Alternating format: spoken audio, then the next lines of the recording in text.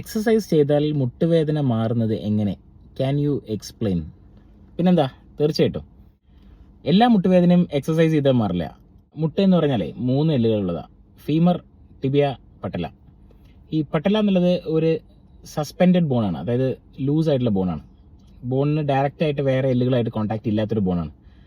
അപ്പോൾ ഈ പട്ടലയുടെ പൊസിഷൻ, ചിരട്ട എന്ന് പറയുന്ന ഈ ബോണിൻ്റെ പൊസിഷൻ നിർണ്ണയിക്കുന്നത് ചിരട്ടനെ ചുറ്റി പ്രവർത്തിക്കുന്ന മസിൽസാണ്. അപ്പോൾ ഈ മസിൽസ് എല്ലാം വീക്ക് ആവുമ്പോൾ ചിരട്ടയുടെ പൊസിഷൻ മാറുന്നു. ചിരട്ടയ്ക്ക് ചെറുതായിട്ടൊരു ടിൽറ്റ് വരുന്നു, അല്ലെങ്കിൽ ചിരട്ട ഒരു ഭാഗത്തേക്ക് തള്ളി നിൽക്കുന്നു. മുട്ട് മടക്കുമ്പോഴും നിവർത്തുമ്പോഴും ചിരട്ടയുടെ അലൈൻമെൻറ്റ് ശരിയല്ലാത്തതുകൊണ്ടാണ് മുട്ടുവേദന വരുന്നത്. ആ തരത്തിൽ വരുന്ന മുട്ടുവേദന നമ്മൾ പെട്ടലോഫെമറൽ നീ പെയിൻ എന്ന് പറയും, അല്ലെങ്കിൽ പെട്ടലോഫെമറൽ പെയിൻ സിൻഡ്രോം എന്ന് പറയും. ഇത്തരത്തിലുള്ള പെട്ടലോഫെമറൽ നീ പെയിൻ സിൻഡ്രോം മാത്രമേയാണ് എക്സസൈസ് ചെയ്ത് മാറ്റാൻ പറ്റുള്ളൂ. ചിരട്ടനെ കൺട്രോൾ ചെയ്യുന്ന പ്രധാനപ്പെട്ട മസിലിൻ്റെ പേരാണ് VMO, വാസ്റ്റസ് മീഡിയലിസ് ഒബ്ലിക്വസ്. ഈ വാസ്റ്റസ് മീഡിയലിസ് ഒബ്ലിക്വസിനെ സ്പെസിഫിക് ആയിട്ട് ട്രെയിൻ ചെയ്യുന്നത് എങ്ങനെയെന്ന് യൂട്യൂബിലൊക്കെ നിങ്ങൾ നോക്കിയാൽ മനസ്സിലാവും. ആ വാസ്റ്റസ് മീഡിയലിസ് ഒബ്ലിക്വസിനെ ട്രെയിൻ ചെയ്യുമ്പോൾ ചിരട്ട കുറച്ചും കൂടി സെൻറ്റേർഡ് ആവും, കുറച്ചും കൂടി അലൈൻഡ് ആവും. ഈ അലൈൻമെൻ്റ് ആണ് മുട്ടുവേദനയെ കുറയ്ക്കുന്നത്.